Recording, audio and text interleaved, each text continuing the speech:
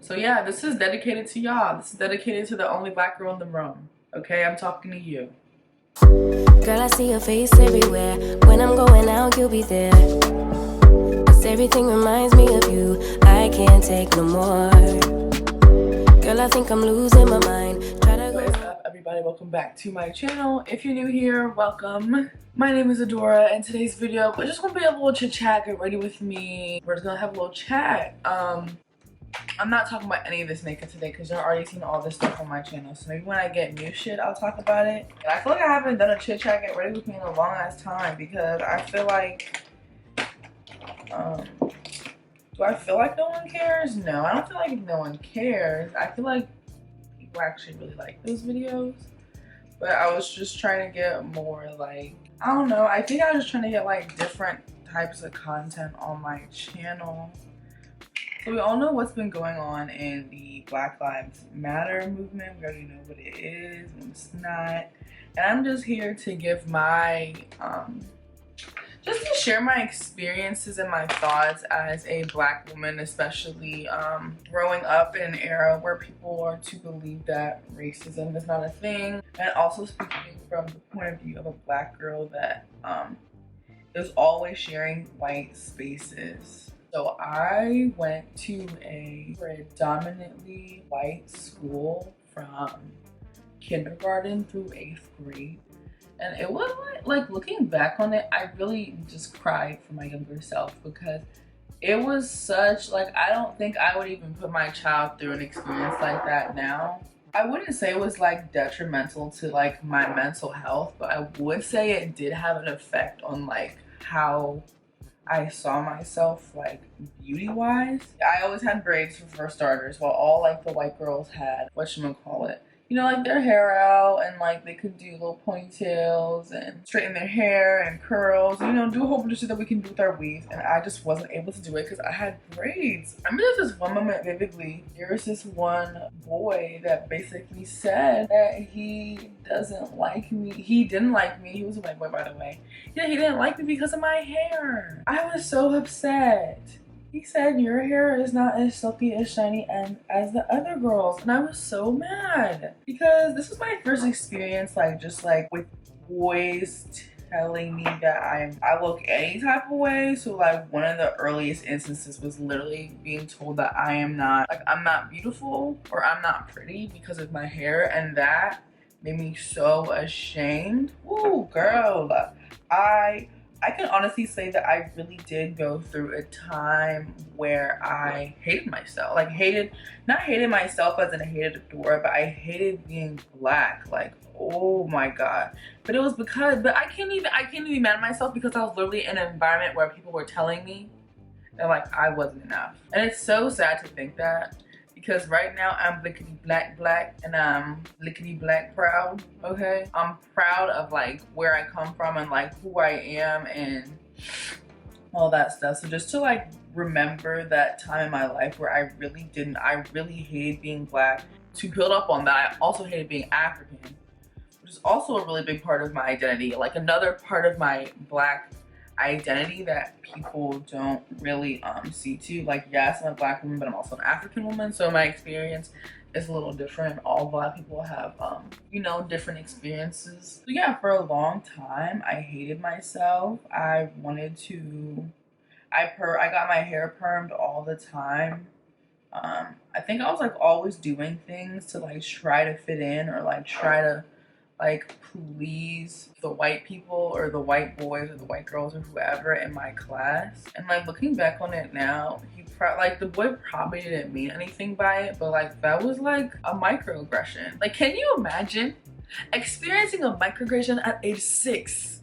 This happened in 1st grade. My first experience with microaggression was at age 6. That is how like deeply ingrained like racism is, that literally even children, because by this point, when you're 6 or 7, like not only do you have interactions with like your parents, but you also have a lot of interactions with your classmates as well. So somebody must have told homeboy that, you know, them girls that don't got the silky hair, they're not it. And it could even be like in books, because even when we were younger, like all the fucking characters had long ass hair, that long silky shiny hair down to their back. It was never like girls like me. It was never black girls like me, ever black girls like me. And I'm not even like dark, and not to say that in a negative way, but like within the black community, colorism runs very deep.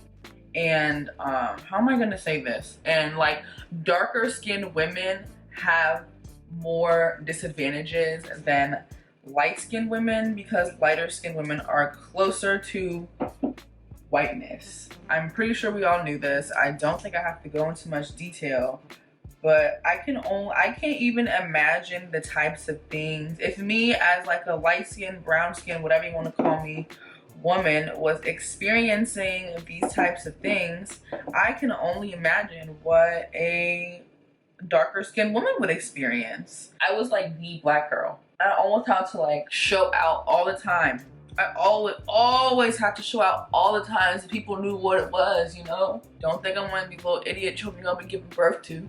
But yeah, I was basically in like a state or realm of self-hate. I don't think I projected my hate onto anyone else, but I do think that it reflected in like the way I carried myself, which also like goes into my confidence. And if you want to know how I get my confidence, I do have a confidence video up, so check that out. Thanks. Yeah, so I don't even think it was really till I found the community that I really started gaining a sense of self, trying to reverse those years, like all those years of self-hate that being the only black girl had done for me. I feel like I noticed that this was a pattern when I was in 8th grade. I just remember being in 8th grade just not fitting in like with anybody. Like they would have parties and not invite me. I would hear about them when I came back to school like the next week, but I was never getting the invite. These were obviously like all white parties only. I'm not like, I don't know. It was hard. It was hard to fit in with those people. And it did a number to my like mental psyche. Just like not feeling good enough, not feeling adequate enough. Even though like I talked to these, like these were my so-called friends, you know, like these were the people that I hung around. These were my only friends, actually, if we want to get down to it. These were my only friends. I had no black friends. When I tell you I was not exposed to, I could literally count on one hand how many black people were in my school. Like it was that small, and we were all in the same grade, in the same class, with the same people for like 9 years.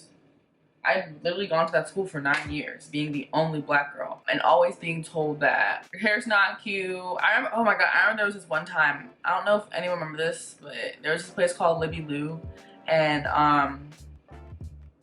it was kind of like a Justice, like an older version of Justice. I think it's Justice. I think they renamed it to Justice now. Before it was called Libby Lou, and everyone used to have birthday parties there. And everyone, you know, like you used to get your little hair done at Libby Lou, and they would put a little makeup on you. Or there was this one day I went to Libby Lou, and I had my natural hair out, and they were like, "We don't work like that."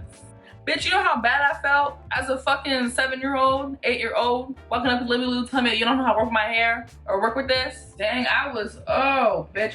I was crushed. I was crushed. But I really felt so terrible all the time about myself and just ashamed of being black. I remember there was even a point in time where I would tell people that I'm not African because everyone assumed that Africans were dark skinned. Because I'm not dark skinned, I was like, I would literally like play off of that and be like, I'm not even African, I'm not dark. Which also plays into the whole idea of like self-hate, and it's so sad and embarrassing to say, but it was like it ran so deep for me. Okay, so I don't know if, so like the city that I'm from, the school that I went to, again, predominantly white.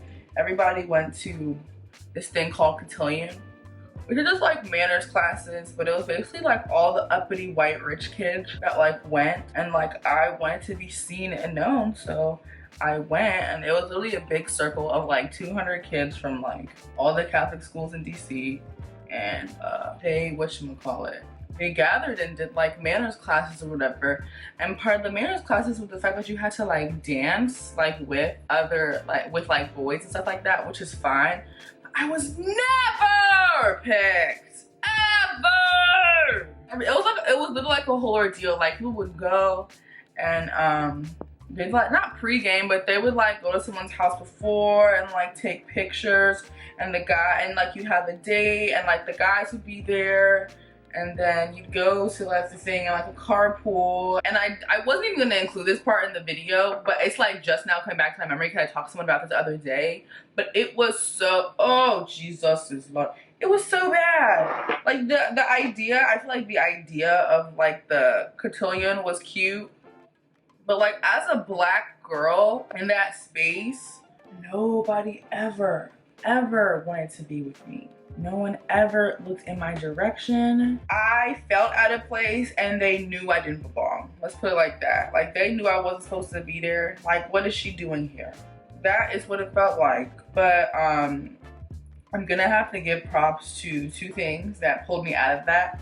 One, my high school. My high school was extremely black. Let's go with extremely diverse.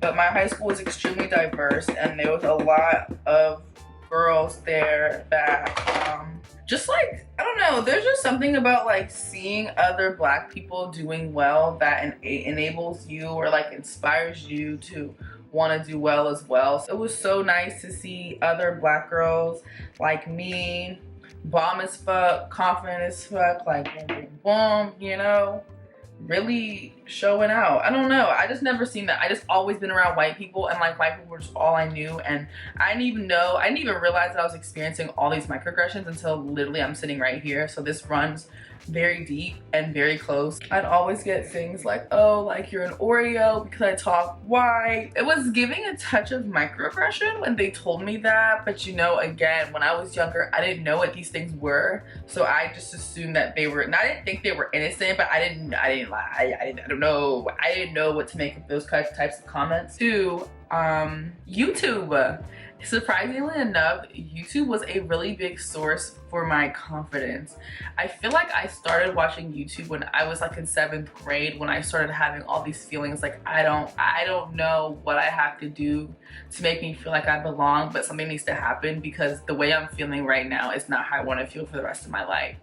And it wasn't until I started discovering black YouTubers, right? God. Well, until I started following black YouTubers that I really started to embrace my blackness and my beauty, and I just owe a lot of who I am to like, one, my school, and two, YouTube. And I feel like that's why I have to make this channel.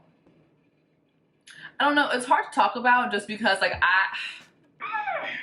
I would be nothing. It wasn't until like I started watching YouTubers that were black and were like doing the damn thing and were confident that I really or even like finding African YouTubers too. That was also really exciting because I never saw African people in my day-to-day life. I really do feel like that's why I have to make a channel, because like YouTube has done so much for me as far as like building my self-esteem and inspiring me to be the best version of myself, that I almost feel inclined to do the same thing for other black girls. Like this channel, like my content is literally for black girls like me. Like, does that make sense? Like, I want to be what I was looking at when I was younger for other girls. I mean, anybody can watch me, but like I'm like my content is like very like black girl specific, because I am a black girl, I am a black woman. The black girls that watch me are going to be black women. You know how to navigate yourself in this world that literally hates you. And y'all can come and argue with me all you want, but I'm gonna say this. The most hated person in this world, in America, is the black woman. I don't care what anyone says. You can argue with me if you want. No one cares about black women. My entire essence, my entire being is like being a black woman. You're not looking at me and seeing girl, because I don't look at me and see girl. I look at me and see black girl. So I know y'all niggas is looking at me seeing black girl. Oh my god, I love being black. I love being a black woman. I don't know, I think I felt like sharing my experience because there's definitely somebody out there who also experiences the same type of thing. I know that only black girl, like the token black girl narrative is very prominent. That's a very prominent black narrative, and I feel like a lot of black people had that narrative.